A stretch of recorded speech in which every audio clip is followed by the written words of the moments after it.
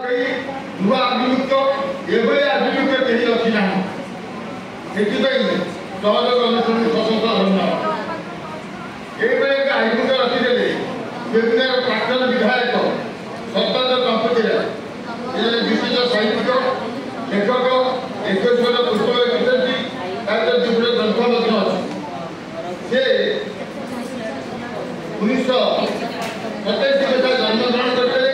51 ମସିହାରେ ପାସ୍ କରି ପ୍ରଜାତନ୍ତ୍ର ସଂସ୍କାର ସମିତି ସହକାରୀ ସମ୍ପାଦକ ଥିଲେ ଏବଂ ସଂସ୍କାର ଦୀର୍ଘକାଳ ଧରି ସମ୍ପାଦକ ଥିଲେ। ବେଦାନ୍ତ ପ୍ରଚାର ସମିତିର ପ୍ରତିଷ୍ଠାନ ସମ୍ପାଦକ ଥିଲେ। ସ୍ୱାଭିମାନ କାଗଜର ସମ୍ପାଦକ ଥିଲେ।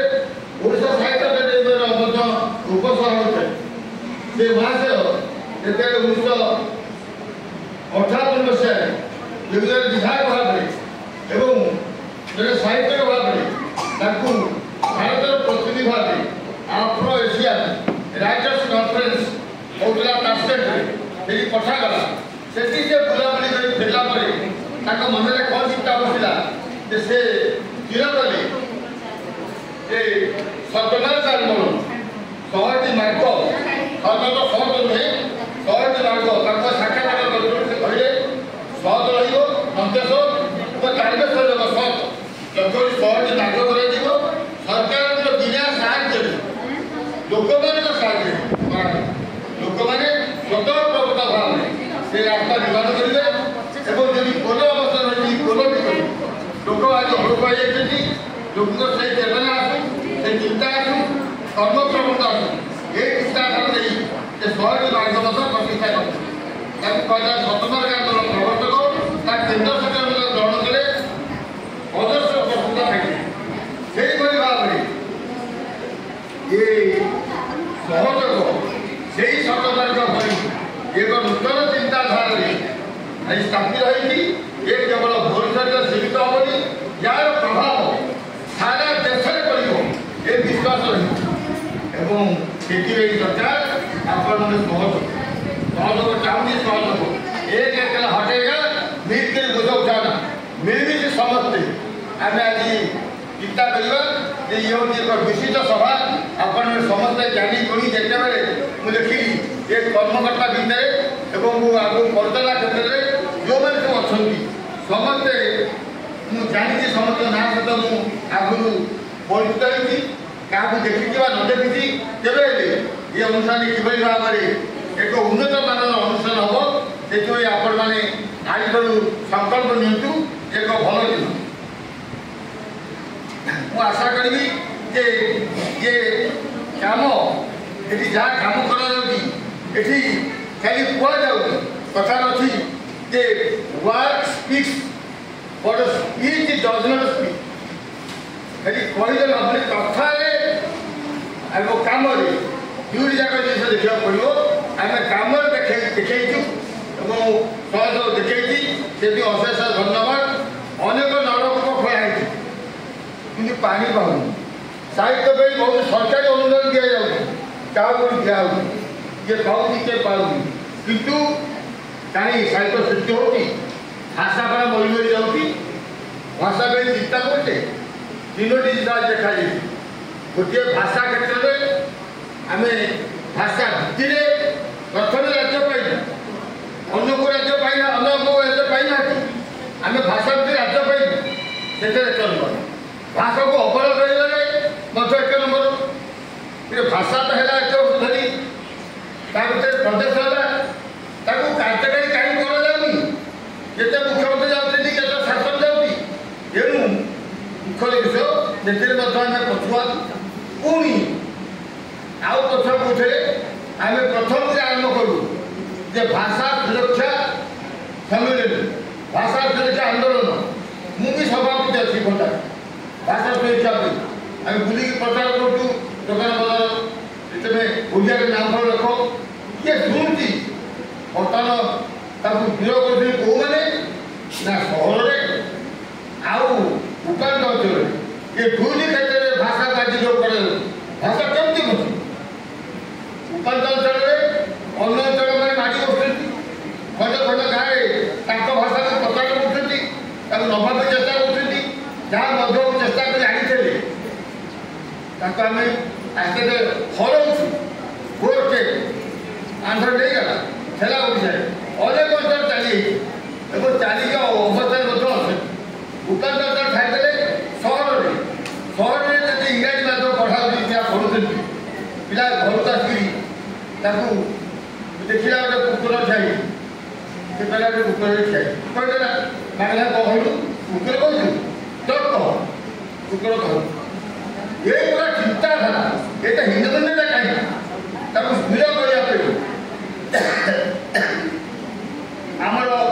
दरकार शपथ दरकार साहित्य हूँ एक संजीवनी समाज संजीवनी और साहित्य हूँ आध्यात्मिकता आध्यात्मिक बिना आम साहित्य दूरे आम दूरे दबा ना आम साहित्य बंचो आध्यात्मिकता बंचो मनीष कन्या बंचो आम देवदेवी या करुचे सी मनुष्य आकार नर नारी आकार से आमर जितेटा चिंता कला बेले यदि देवदेवी पूजा करते से मानवी मानवी किंतु आमर भी हजि जाऊँगी मनीष कन्या मनीष कन्या आम रही तेणु मनीष कन्या प्रतिष्ठा हम आम भल मनीष हवा पूर्व काल आम से मनीष चिंता करुले भागवत शिक्षा प्रति घर रोला 1911 मसीह जो जनगणना से जो आसी अभिगत से रही जे ओडिशा समेत पूर्वांचल सबुठ शिक्षित अंचल से भागवत शिक्षा बाध्यतामूलक था एवं से शिक्षा नहीं ये भागवत घर बर्तमान आउ से पोथी बर्तमान से पोथिया आकार नहीं से पोकर पोथी फिंगा ये कौन भागवत कौन दरकार बर्तमान माँ मैंने शिखाऊली केवल जी बही लिखाई से पढ़ आउ अधिक दरकार नहीं माँ मैंने कहते आ खबर पढ़ा दरकार नहीं केवल देखीदेव तेणु पढ़ा प्रति मानसिकता नहीं जो पुरस्कार साहित्य सभा दौरान किए केत बही लेखा पचार केत बही लिख कौन लिखिच कहीं भी पचार ना तुम कौन कौन पढ़ीच कौन कौन शिखिच पढ़ा चिंता कर बर्तमान दरकार अधिक लोक पढ़ु पढ़ा कथा पचारे विभिन्न अनुष्ठान मैंने लेखक को नुहे कौन पाठक को सम्मान करवा उचित तेज आम से चिंताधारा बर्तमान बदल दरकार सहयोग सदन आपण सहयोग चाहूँगी यही भाव में सेटा 1964 मसीहा 1764 मसीहा बहुत पुना कथा भाद्रव शुक्ल एकादशी से जो सुनिया गजपति वीरकेश्वर सुनिया पर्व सब राजा जमीदार जो जाती सुना भेटी दिखती किए उपहार दिखती से समय से जाते भुवनेश्वर राजा धनंजय भंज उपेन्द्र भंज जयजाबाद से रसकली बही पांडुलिपि उपहार देते सहित थे बाकी राजा पद्मनाभ श्रीचंदन सी शशिरेखा पांडुलिपि उपहार देते ये दुईटी खाइले ग्रहण कर भाई खुशी है धन्यवाद जनइले तापर मोर गोटे अनुरोध समस्त की प्रत्येक निज अंचल में ओडिया साहित्य किभली बंची रही ओडिया साहित्य किभली विकास रही ये से निवेदन करते बर्तमान आज शुभ मुहूर्त शुभ दिन में गोटे निवेदन आम समस्त को आम भाषा बचो आम साहित्य बचो एवं ये जो सहयोग जो नुआ चिंताधारा नहीं से चिंताधारा कि बचो ये चिंताधारा बचाई तो आम रही चलो ना युवक मैंने छात्र मैंने से किभली सामिल कर एक बलिष्ठ अनुष्ठान भाव में सी देख 5,000 10,000 50,000 भर नुहे लक्ष खर्च हम देखिए आपण मैंने पूर्ण सहयोग देवे ये अनुष्ठान को एक दीर्घ चिरस्थायी अनुष्ठान भाव में आम कौन करवा ये लोग आम समर्थन करूँ से सब लिखा होता बही लिखा होता जिते ओडिया भाषा एटा ओडिया भाषा नाय कौन कहुला से आम कैंसलर भट्टाचार्य विरोध करते किए गंगाधर बेहर हो फकीरमोहन सेनापति हो राधाकांत राय हो समस्ते संकल्प करते चिंता करते आम गंगाधर बेहर जो रही कविता लिखते इंदुमती पढ़ी नंदकिशोर बड़ लिखते भिक्षुक संगठन मूर्ख मुकुट मंडित स्थान भले हेबे सर्वे भाव अंतर्हित किंतु तुमे दिन कवि रही जीवित जेते दिन भावे जीव ओडिया साहित्य बचेबा अति आम दायित्व आपण कविता पढ़ा शुणी अति चमत्कार होता कविता को आम देखला बेले बहुत भावे चिंतिकी देखी निश्चित भाव देती भाषा देती से भाव में आम साहित्य को बचब कविता बचब एवं आम ओडिया जाति से समृद्ध हम से आम चेष्टा करा उचित गंगाधर बेहर देखिले किचक पथ देखला कि छपा हम मंत्री थे कि आमर नीलमणि विद्यालय से पहुँचले बही छपा पैसा आसो से प्रजाबंधु गोटे पत्रिका बाहर कला से देखीदेवी ये बही छपा हो पारे अर्थर अभाव आपको मजूरी सहित तार पढ़ी देखिए मुझे समस्त अर्थ देवी से सहयोग जेम था ये सहयोग सब हाथ प्रसारी थे सेमती आम समस्ते बर्तमान जो जो बंधु मैंने लिखि पारना लिखी कि छपे करना साहय सहयोग करवा सहयोग एक बलिष्ठ अनुष्ठान भाव में उठाव तो आम समस्ते से दिगरे चेष्टा करवा ये लक्ष्य रहू जर्मान जड़े गवेषक आते सी हरमान कुल्के ना शुणी जर्मान गवेषक सी जाते पुरी जिला श्रीमुकुंदपुर नीराटपुर मात्र 6 किलोमीटर दूर से जगह से मोर जन बंधु आमर doctor Sharatchandra Mahapatra Puri government women's college से प्रिंसिपाल थे से बस कहते सी आसती मो नना भारी भल पाती सी आसती बसती गोटे स्वतंत्र घर दिखाई गाँव मुंडे घर था क्रिश्चियन लोक दिखाई सी आम घर खाती बसती कहले तुम्हें सब जो माने ओडिया गवर्नमेंट कॉलेज लेक्चर हो तुम्हें कहीं पीएचडी करने कहीं चिंता कर विदेश भाषा विदेशी भारत तो बहुत रही प्राचीन भारत एवं तुम ओडिशा यार जब गवेषणा कर ये उपदेश देते आम से भूली जाऊे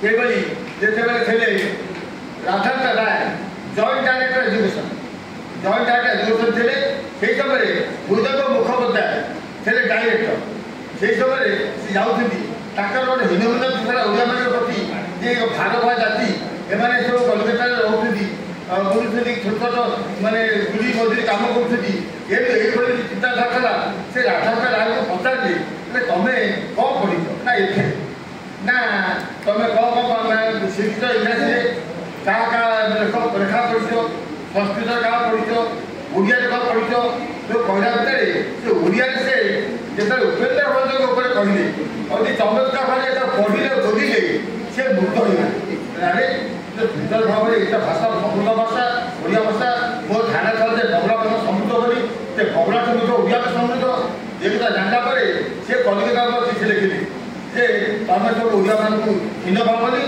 से भाषा उन्नत भाषा ये मतामत लिखिते से राधाकांत राय कले तुम कौन लिखिच ना मुझे लिखी कविता बंगला ये बंगला का लिख ओडिया लिख ये ओडिया लिखापी जो परामर्श देते से लिखिले ओडिया जो लिखिले चिलिका जजाति नंदिकेश्वरी पार्वती महायात्रा केदारगौरी चंद्रभागा जहाँ से लिखी राधाकांत राय से परवर्ती से लिखे जे से आउ बंगला नले लिखी से ओडिया खुशी कले आम जो खुशी हाँ जे बर्तमान जो चिंताधारा ये आम रहू आम ओडिया भाषा को किभली समृद्ध करवा निज भाषा को तार मान महत्व को बढ़ेगा यही चिंताधारा आम समस्त रहू जहाँ लिखिले आम ये फकीर में लिखिले पढ़ी नाना भाषा कहीं तो नपुरीला आशा ये उपसे से निकृष्ट मो मातृभाषा मत जो श्रेष्ठ से कथा को चिंताधारा लेकिन आम समस्ते जो मातृभाषा महत्व रक्षा करने चेष्टा करवा आउ जन थे टीआर डाभे से 2005 मसीह सुप्रीम कोर्टर जस्टिस सी जो अहमदाबाद पास गले गोटे मीटिंग से प्रथम भाषण दे कहले मुझे भारत एकछत्रवादी शासक होता तेरे भागवत को बाध्यतामूलक कर उद्देश्य हूँ लोक मैंने भल मनुष्य हूँ भागवत पढ़ू ନୀତି ଶିକ୍ଷା ପାଉଛୁ ଏଇଟା ଲକ୍ଷ୍ୟ ଥିଲା। ଆମେ ସେତେବେଳେ ତାକୁ କେତେକ ଲୋକ ସମାଲୋଚନା କରୁଥିଲେ ଜଣେ ସୁପ୍ରିମର ବିଚାରକ ଦେଇ ସେ ଏଭଳି କିଛି କହୁଥିଲେ। ଲକ୍ଷ୍ୟ ହେଉଛି ଆମେ ଯଦି ଭଲ ମଣିଷ ସୃଷ୍ଟି କରିବା ସମାଜ ବଦଳି ଯାଉଛି କିଛିଟା ବଦଳ ଘାଏ ଇଚ୍ଛା ଏଇ ଯେଉଁ ଚିନ୍ତାଧାରା ଦେଖାଯାଇଛି ସମାଜରେ ଆମେ ସଦାବେଳେ ଭଲ ମଣିଷ ସୃଷ୍ଟି କରିବା ଲକ୍ଷ୍ୟରେ କାର୍ଯ୍ୟ କରିବା। ଆମେ ଆମର ସେଠି କବି ରବି ସିଂ ସେ ଗୋଟେ କଥା କହୁଥିଲେ ମୁଁ ହଟ କରୁଛି ଦେଖୁଛି ସମୟ ଯାହା ଦିଆଯାଇଛି ସେ ବିଷୟରେ କହିବି। ଆଉ ସେଠି କବି ରବି ସିଂ କହିଥିଲେ ପଞ୍ଚାୟତ ଯିଏ ଅବହେଳା କରେ ମାତୃଭାଷା ସେଇ ବେଇମାନ ମୁଣ୍ଡରେ ହାଣ ବୁଲାଡ଼ି ଭାଷା ଇସ୍ପାତ ଯଦି ଲଗାଇ କାଟ ସେ ଘୋଡ଼ାର ତଣ୍ଟି କେଶ କାଟି ଦେଇ କରିଦିଅ ତାକୁ ସତର୍କ। ଏଭଳି ଭାଷା ପ୍ରୟୋଗ କରିବା ଉଦ୍ଦେଶ୍ୟ ହେଉଛି ଯେ ଭାଷା ପ୍ରତି ଆମେ ଅବହେଳା କରୁଛେ ସେ ଦୃଷ୍ଟିକୋଣରୁ ଆମ ଓଡ଼ିଆ ଭାଷା ସୁରକ୍ଷା ରହିବ, ସାହିତ୍ୟ ସୁରକ୍ଷା ରହିବ ଏବଂ ଆମର ଲେଖା ବି ସମୃଦ୍ଧ ହେବ। ଆପଣଙ୍କ କବିତା ଯେଭଳି ଚମତ୍କାର ହେଇଥିଲା ଆପଣଙ୍କ ଲେଖାରେ ସେଇ କବିତା ଏବଂ ସାହିତ୍ୟ ଭାଷା ସବୁକିଛି ସମୃଦ୍ଧ ହେଉ ଏହି ଲକ୍ଷ୍ୟ ରହୁ। ସହଯୋଗ ପାଇଁ ସମସ୍ତଙ୍କର ମନ ଏକାଠି ରହୁ, ସହଯୋଗ ବଳିଷ୍ଠ ଅନୁସାର ରୂପେ ଦେଖାଦେଉ। ସେଥିରେ ଆମେ ସମସ୍ତେ ସାହାଯ୍ୟ ସହଯୋଗ ଦେଇ ଆଗକୁ ବଳିଷ୍ଠ କରିବା। ଏହି ଆଜି ଦିବସରେ ତାହା ଆମ ସଂକଳ୍ପ ହେଉ।